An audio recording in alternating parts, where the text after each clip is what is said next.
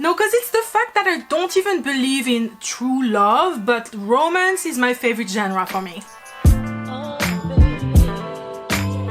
So either this month or the next, I'm gonna be celebrating my 5 years as a BL fan. It's funny to think that me discovering SOTUS 5 years ago has led me to the person I am today. Entirely different from the person I would have been otherwise. Like, for me, it's the fact that I never cared about Asian culture before and now I'm literally moving to Thailand. But anyways, BL has introduced me to other Thai dramas and other Asian dramas in general, and frankly nowadays they're basically all I watch. I don't have time anymore for the American shows I was watching 5 years ago. But also one thing that keeps me watching Asian shows over American shows, being a huge romantic despite the fact that I've been single forever, is the fact that Asian romances are just so much better than Western ones. Slow. So let's start with the TikTok that prompted this whole video, which is this one. And that TikTok was specifically about K-dramas, and I also watched it when I was finishing Crash Landing on You. But I related to it a lot in terms of most Asian dramas I watch. And it's really the pace of Asian romances, as well as the overall time management in them. For the most part, I'd like to exclude recent BL shows, because sadly, since they've become specifically made for international fans, they've become a lot more westernized in many aspects, and now try to give us kiss scenes and even more than that as early as possible to hook us in. Despite it sometimes compromising the plot in my opinion, but oh well. That's more specific to Thai dramas, by the way. Korean BL shows are extremely short, so that slow concept doesn't apply. Japanese BL shows often don't even have kiss scenes, and Taiwanese BL shows have always felt a little more westernized in that aspect. Same for Filipino BL. So here I will be mostly referring to straight romances, though early Thai BL shows like SOTUS that gave us the first kiss only 12 episodes in, or Lovesick where the main ship got together 34 episodes in, do fall into that category. Even recent shows like Theory of Love that had the first kiss only 10 episodes in, do fall in that category as well. So it does really depend on the BL show and how it's executed, but I do feel it has been a trend in BL since 2020 to have the main ship kiss as early as possible. But anyways, when I talk about slow, I mean that the show, since romance is its whole plot, which I will talk about in a minute, really takes time to set up the story and characters and develop them fully. Because having lovable characters in a well-written story is truly what enhances the love story. You can't jump into making out 5 minutes into the show because then the emotional impact just isn't there. Let's compare Angel Beside Me, one of my favorite Thai romances, with Betty and Jughead in Riverdale, since they're a perfect example of how quickly couples are put together in Western shows. In Angel Beside Me, the emotional connection of Somshai and Lin builds up over the whole show, until they barely touch lips towards the end. Even though that kiss is very much in line with the traditional way of kissing on TV in Thailand, a very pure and small kiss that's just a touch of the lips, which can feel unsettling for the Western viewer, but honestly I've just learned to appreciate it so much. And that kiss, as small as it is, truly feels like the climax of the show. I was clutching my heart while watching it because so much emotional build-up had been created that I couldn't not feel that way. Because the show had taken its time to set and develop its story and characters, the viewer knew that that kiss, as small as it was so full of love and devotion, and it was an extremely cathartic moment. But if you compare that to Riverdale, which follows the very traditional Hollywood way of having two characters who have only shown the slightest bit of attraction towards each other make out, had Betty and Jughead do just that. And for info, I really liked Betty and Jughead. They were my favorite characters from the show and the only ones that kept me watching for 3 seasons. But the way they got together, I'm sorry, wasn't really satisfying. They showed that they had the slightest of attractions towards each other for like 5 minutes, and then they randomly made out in Betty's room, had sex, became a couple, and they were Riverdale history. See how there's no climax, no build-up, no satisfaction at all? That's because romance actually relies on a very strong writing to be great. And strong writing that builds up the character and story well takes time to set up. Romance is the plot. I will admit though that the Somshai Lin and Betty Jughead comparison isn't the most fair. as Angel Beside Me is a romance and Riverdale is not. Though we can argue that Riverdale largely relied on romance and sexual encounters for its plot. And for me, it speaks as to why Asian romances are better than Western ones. Just as much as why I prefer Asian dramas in general. And it's that the romance is the plot. If you've noticed, Western shows can never have romance be their main plot. Even shows that are very much love focused, let's take Sex Education for example, which set up Otis and Maeve as their main romance since day one, we still have a bigger plot that brings the characters together. In the case of Sex Education being the sex clinic that they run at school. Anyways, you get the gist. Romance always happens as a subplot of the bigger, more important main plot. Whereas in Asian dramas, love is the main plot. I would argue that even Crash Landing on You, which has a super insane plot between North and South Korea,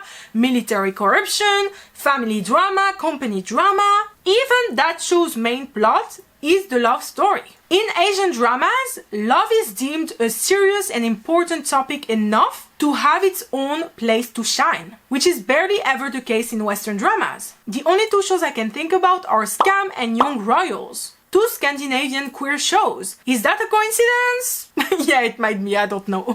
But to conclude this point, Asian romances are better because they're allowed to be just, well, romances. Love is enough to make an interesting plot. If it's well written, of course. Lack of PDA.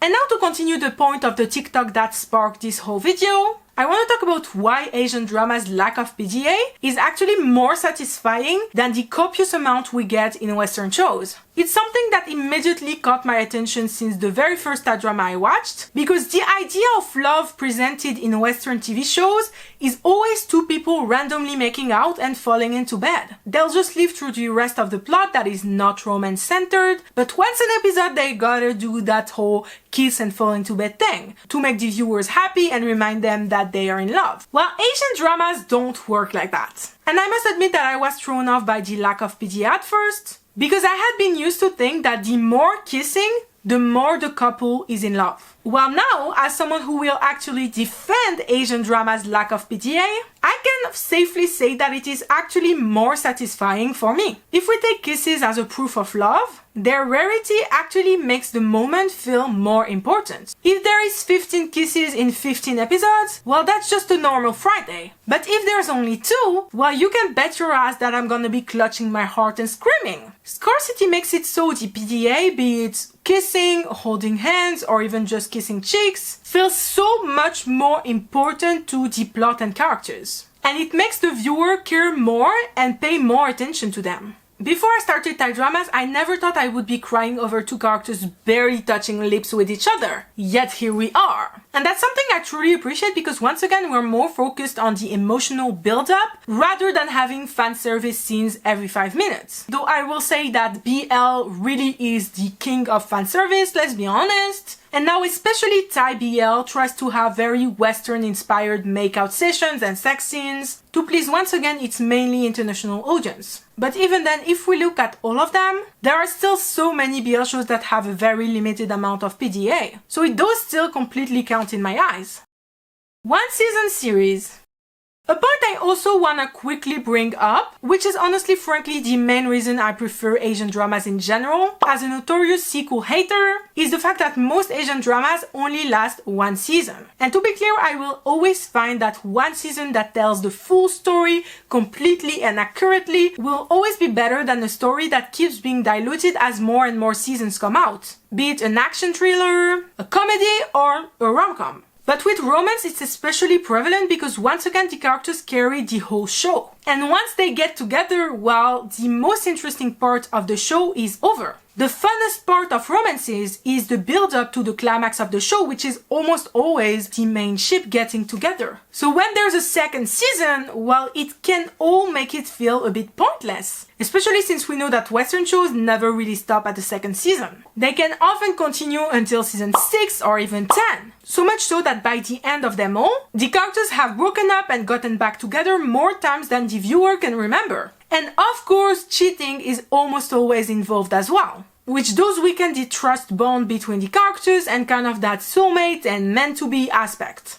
To be fair though, most Asian romances that do get a second season fall in that same trap. Like I Promise You the Moon and Together With Me the Next Chapter. Most writers, and that's across the whole world, do not know how to write an established relationship successfully. And that's something I gotta give to K-dramas especially, be it Crash Landing on You or Weightlifting Fairy Kim Bok-joo, but they're kind of the only ones I've seen excel at writing an established relationship. But even though other Asian dramas aren't as strong on that point, it brings me back to my point, which is that 99% of them don't have a second season, which makes it so that they really just take advantage of their one season to tell the story fully and completely, making it way stronger and more impactful than when a couple is planned to last through several seasons.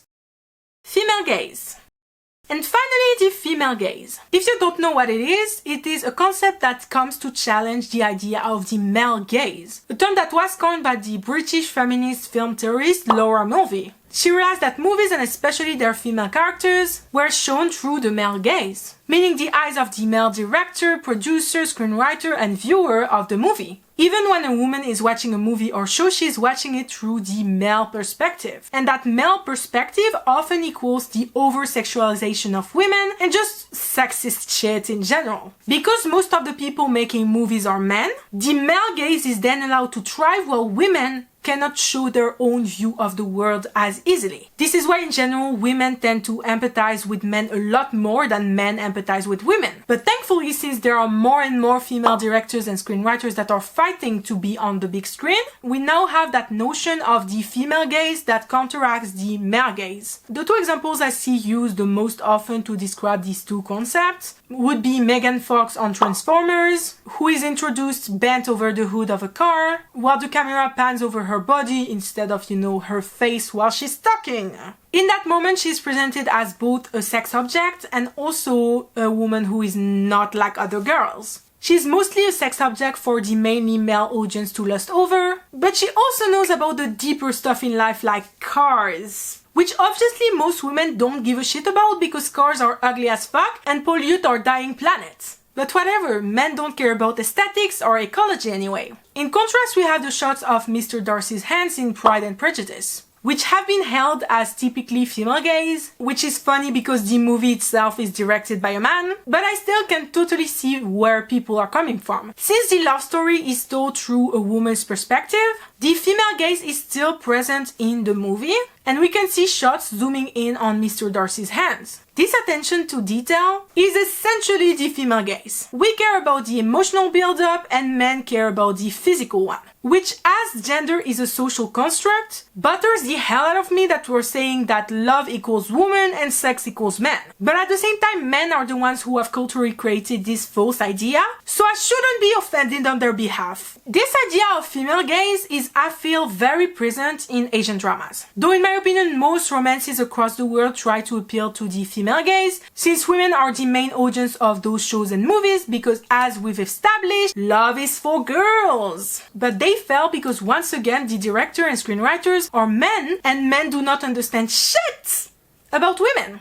In Asian dramas though, since most romance screenwriters are women, the female gaze is, I feel, a lot more present. That being said, I feel like Asian romances are often more sexist than Western ones. That really tends to lean on the girl power and strong independent woman trope, rather than the more conservative and traditional ones that Asian dramas follow. The goal in building up these relationships in most Asian dramas is to have a straight little perfect family, though of course BL doesn't quite function that way. But there are a lot of sexist tropes in Asian dramas, removing their female characters' agency, leaning a bit too much on the man protects the woman patriarchal idea, and many others. That being said, I do still feel like most Asian romances are very much female gazy, even when they still contain some male gaze occasionally, because once again they're mostly written by women. And so many tropes and ideas truly feel like made by and for women for me. Just like the slowness of it all. Characters build up a very strong emotional connection before doing as much as kissing. Once again, the feelings are more important than the physical aspect of the relationship. Be it BL or not, the story is almost always told from the feminine point of view. And it's highly refreshing when once again it's not really the case in Western shows for which romance is never really the main focus of the plot. But I also need to point out that this aspect of slowness and lack of copious amounts of affection is also the complete removal of women's sexual needs and pleasure. Sex is very much seen as a man's thing that the woman does to please him. And that even appears in BL where the bottom, so the female-coded character, because sadly even queer relationships still exist in a patriarchal hierarchy, has sex to please his top boyfriend, and not for it to be a mutually enjoyable experience, which is what sex is supposed to be about. So I'm not saying that Asian dramas are inherently more feminist than Western ones. In fact, I would kind of say the opposite. But women in them, and at least their romantic needs, even though their sexual needs are very much forgotten about, are very much more explored